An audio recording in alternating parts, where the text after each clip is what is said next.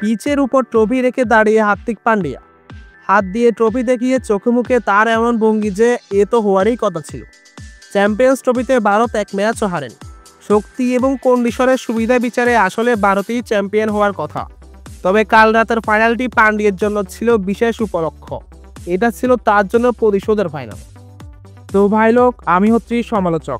আপনি যদি আমার চ্যানেলে নতুন হয়ে থাকেন, চ্যানেলটি সাবস্ক্রাইব করে বেল আইকনে ক্লিক করে পাশে থাকতে পারেন এবং ভিডিও যদি পেজে দেখে থাকেন পেজটি ফলো করতে পারেন।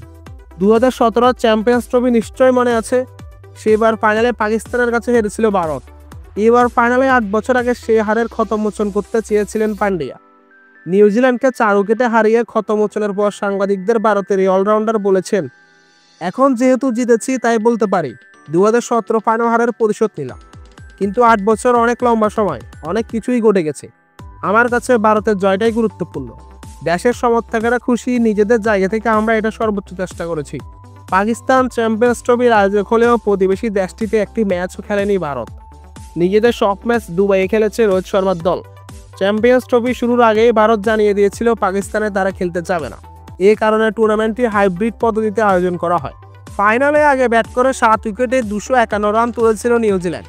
তাড়া করতে নেমে 6ষ্ঠ উইকেটে লোকেশ রাহুল হার্দিক পান্ডিয়ার 36 বলে 38 রানের জুটি জয়ে খুব গুরুত্বপূর্ণ ভূমিকা রেখেছে। 47 ওভার 3 ওভারে পান্ডিয়া যখন 18 বলে 18 রানে আউট হন, 15 বলে 11 রান দরকার ছিল ভারতের। 6 বলে 9 রানে অপরাজিত থাকা রবীন্দ্র জাদেজা 4 মেরে দলকে জেতান। পান্ডিয়া যখন ক্রিজে আসেন, 5 উইকেট হাতে রেখে 51 বলে 49 রান দরকার ছিল ভারতের। তখন দ্রুত 1-2 উইকেটের পতন বিপদ হতেই পারত।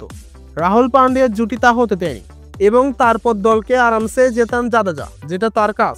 সেই কাজ ভালোভাবে সেরে ওয়ানডে ক্রিকেটের নিজের ব্যাটিং পজিশন নিয়ে কথা বলেছেন জাদেজা। গতকাল 8-এ নামলেও এই সংস্করণে 6 ও 7-এই বেশি ব্যাট করেন এই স্পিন অলরাউন্ডার।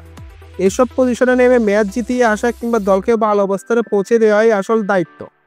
জাদেজার ভাষায় সেটা করতে পারলে হিরো, না পারলে জিরো।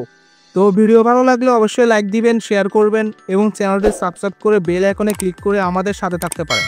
ধন্যবাদ, ভালো থাকবেন।